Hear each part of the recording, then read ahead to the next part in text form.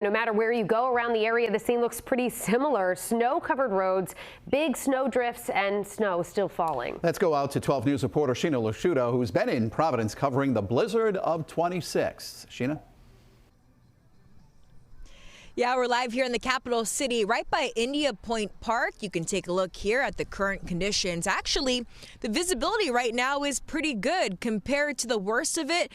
We've been tracking this all day long. If you've been watching with us, you can see right here a plow driver, and then off in the distance a bit, you can actually see those flashing lights.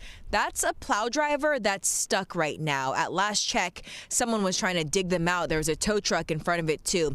I want to show you the video to give you a closer look. First off, this really captures the wind. It is really windy out here, very gusty.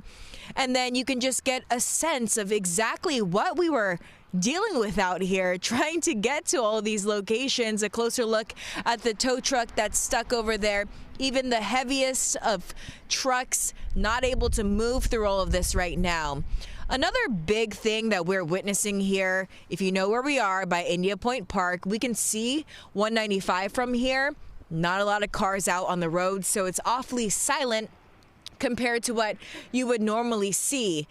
And the parking lot at our hotel completely full of snow. Obviously, I don't have to say that for you guys to figure that out. But really, if you haven't been out here to shovel or clean off your car, you have quite a bit of work ahead of you right now. We want to give you a live look of the conditions here in Providence as we continue tracking Mother Nature.